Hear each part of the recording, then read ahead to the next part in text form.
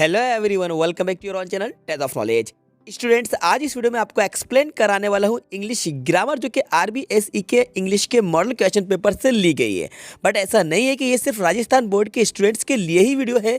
ये video MP board, CBSE board, CG board और अन्य बोर्ड के स्टूडेंट्स के लिए भी काफ़ी ज़्यादा इंपॉर्टेंट है, क्योंकि इंग्लिश ग्रामर एक ऐसा टॉपिक है जो हर बोर्ड्स के स्टूडेंट के लिए काफ़ी ज़्यादा इंपॉर्टेंट होता है और इंग्लिश ग्रामर आपकी कॉमन होती है।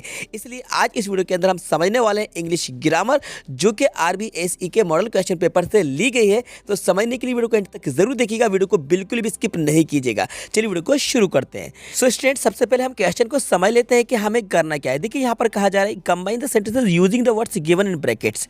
तो ये जो सेंटेंसेस है, इन सेंटेंसेस को आपको कंबाइन करना है उन वर्ड्स का यूज करते हुए जो आपको ब्रैकेट्स में दिए जा रहे हैं। तो यहाँ पर ब्रैकेट में जो वर्ड दिया गया है हु, इससे सेंटेंस को कंबाइन कर रहा है। तो पहले सेंटेंस को पढ़ लेते हैं, उसके बाद हम इसको कंबाइन करेंगे हु से। तो देखिए यहाँ पर कहा जा रहा है the girl is coming here, लड़की यहाँ पर आ रही है। फुल स्टॉप के बाद कहा जा रहा है शी इज़ माई सिस्टर, वे मेरी बहन है। तो आपको हु से कंबाइन करना है, मतलब कि ये रिलेटिव क्लॉज बन जाएगा और हु का मतलब हो जाएगा जो। हु का मतलब होता है जो। एक्चुअल में हु क्वेश्चन वर्ड होता है, तो इसका मतलब निकलता है कौन। और जब हु एक कंजक्शन का काम करता है तो वहाँ पर हु का मतलब निकलता है जो। ठीक है, अब यहाँ पर देखिए द गर्ल जो कि एक नाउन है और शी इसके प्लेस पर यूज़ किया जा रहा है जो कि प्रोनाउन है। इसलिए ये जो सेंटेंस है, ये सेंटेंस हु से ही कनेक्ट होगा, क्योंकि यहाँ पर नाउन और प्रोनाउन कॉमन है, मतलब कि नाउन के प्लेस पर प्रोनाउन का यूज़ हो रहा है, जो कि लिविंग थिंग की बात चल रही है। इसलिए हम इसको हु से ही कनेक्ट करेंगे। अब देखो कैसे आंसर बनेगा, समझ लो। स्टार्टिंग में आपको यहाँ पर लिख देना है द गर्ल। तो मैं यहाँ पर आपको लिख कर बता देता हूँ द गर्ल। ठीक है, द गर्ल लिख लिया। अब द गर्ल लिखने के बाद ये जो शी यहाँ पर यूज़ हो रहा है, इस शी को हम हटा देंगे और शी के प्लेस पर हमारा यूज़ हो जाएगा हु, क्योंकि ये कंजक्शन है और यहाँ पर हम इस शी को हटा कर ही हु का यूज़ करेंगे। The girl who.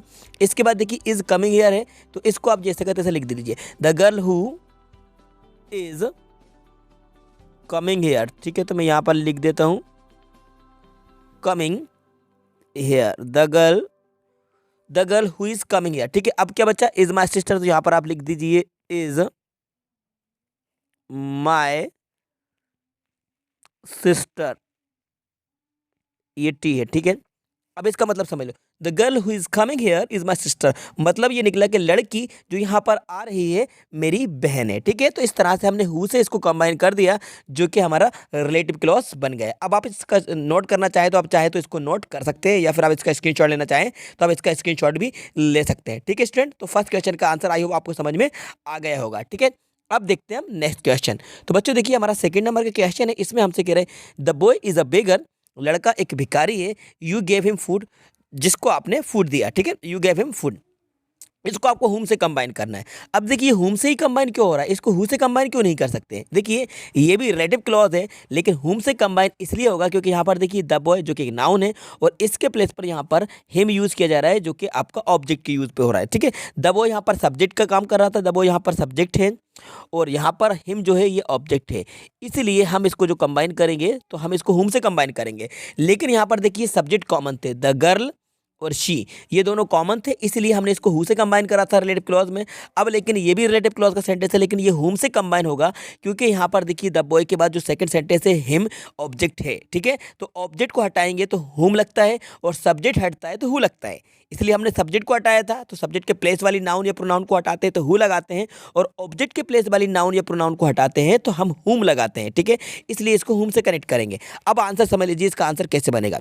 स्टार्टिंग में आपको वही यूज करना है द बॉय, तो मैं यहाँ पर आपको लिख कर बता देता हूँ। मैं यहाँ पर लिख देता हूँ द बॉय। ठीक है, द बॉय। ठीक है, अब ये जो ऑब्जेक्ट है आपका हिम हटा, इसके प्लेस पर आपका क्या लगेगा हुम, द बॉय हुम। ठीक है, the boy whom you gave food, तो यहाँ पर हम लिख देंगे यू गेव फूड। क्या आ जाएगा यहाँ पे food, the boy whom you gave food. अब क्या बचा इज अ बेगर, तो यहाँ पर आप लिख दीजिए इज अ बेगर। ठीक है, ये मैं लिख देता हूँ आपके लिए बेगर, यहाँ पे फुल स्टॉप आ जाएगा। ठीक है, ये फुल स्टॉप लगा देना। ठीक है, the boy whom you gave food is a beggar, लड़का जिसको आपने फूड दिया, जिसको आपके ने खाना दिया, वो एक भिखारी है। तो यहाँ पर ये हुम है, जिसका मतलब निकलेगा जिसको। लड़का the boy whom you gave food, जिसको आपने फूड दिया, इज अ बेगर, वो एक भिखारी है। ठीक है, इस तरह से इसका आंसर कंप्लीट हुआ। अब आप इसको नोट करना चाहें तो आप नोट कर सकते हैं। ओके बच्चों, क्लियर हुआ ना, समझ में आया। ठीक है, अब हम देखते हैं नेक्स्ट, तो यहाँ पर फिल इन द ब्लैंक्स है, मतलब कि क्वेश्चन नंबर आपका 3rd है। सिर्फ ये एक प्रैक्टिस सेट है, तो आपको इसकी प्रैक्टिस करना है। इस तरह से क्वेश्चन आपकी ग्रामर के पूछे जाते हैं। अब किसी भी बोर्ड के स्टूडेंट हो, ये ऑल बोर्ड्स के स्टूडेंट्स के लिए कंपलसरी है, ठीक है।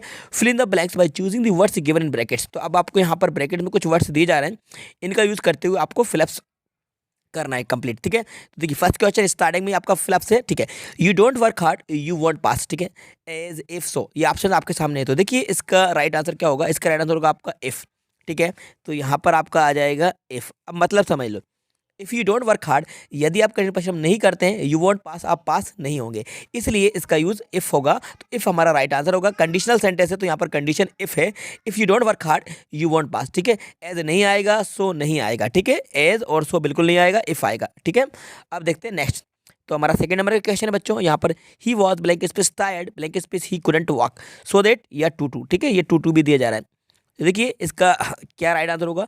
यहाँ पर स्टार्टिंग में हम यहाँ पे यूज़ करेंगे सो, और यहाँ पर देट आ जाएगा, दूसरे वाले ब्लैंक में आ जाएगा देट, मतलब सो देट का यूज़ हो जाएगा, THAT देट आ जाएगा, ठीक है। मैं अच्छे से लिख देता हूँ, ठीक है। अब मैं अच्छे से लिख देता हूँ, तो यहाँ पर देख लीजिए ये सो आ गया, और यहाँ पर आपका आ जाएगा THAT देट यूज़ कर लेना, ठीक है। ये सो देट का यूज़ होगा।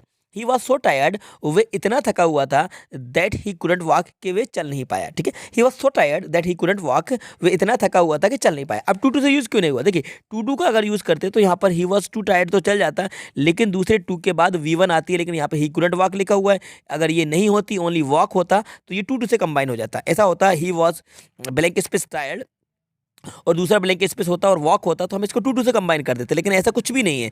तो ये सो दैट से कंबाइन होगा, किससे होगा, सो दैट से होगा, ठीक है। ही वॉज मतलब कि ही was so tired that he couldn't walk, ठीक है। वो इतना थका हुआ था कि वे चल नहीं पाया, ठीक है। सो दैट से होगा, ठीक है। अब देखते हैं नेक्स्ट, 3rd नंबर का। The head master assured me to blank space the issue of fees, ठीक है। टर्न ओवर या टर्न ऑन, तो बच्चों इसका राइट आंसर होगा हमारा टर्न ओवर, ठीक है।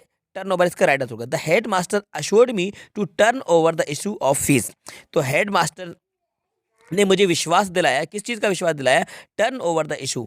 तो मतलब कि टर्न ओवर का मतलब यहाँ पर होगा विचार करना, मतलब कि इस ऊपर मेरी फीस के मुद्दे पर विचार करने का हेडमास्टर ने मुझे विश्वास दिलाया। तो टर्न ओवर होगा, टर्न ओवर मतलब चालू करना होता है, लेकिन यहाँ पर नहीं आएगा। यहाँ पर जो सूट होगा वो होगा टर्न ओवर, ठीक है। टर्न ओवर इसका राइट आंसर है। अब देखते हैं 4th नंबर का क्वेश्चन। तो बच्चों हमारा 4th नंबर का क्वेश्चन है, what time does your father blank space in the morning, option turn up या गेट अप। तो देखिए बच्चों इसका राइट आंसर होगा गेट अप। गेट अप मतलब होता है उठना। What time does your father get up in the morning, आपके फादर सुबह कितने बजे उठते हैं, ठीक है। तो राइट आंसर होगा गेट अप। गेट अप मतलब होता है उठना, ठीक है। गेट अप राइट आंसर है। अब देखते हैं 5th number question, what is the time your watch, ठीक है। What is the time blank space your watch, by या इन। तो बच्चों इसका राइट आंसर होगा बाय। इन बिल्कुल मत लगाना, इन नहीं आता है, बाय योर वॉच होता है। What's is the time by your watch, आपकी घड़ी में कितना समय हुआ है, कितना टाइम हुआ है। तो what's the time by your watch, तो बाय राइट आंसर होगा, इन नहीं आएगा, ठीक है। अब देखते हैं 6th नंबर क्वेश्चन। तो बच्चों हमारा 6th नंबर क्वेश्चन है, Anil is fond blank space sweets and toffees.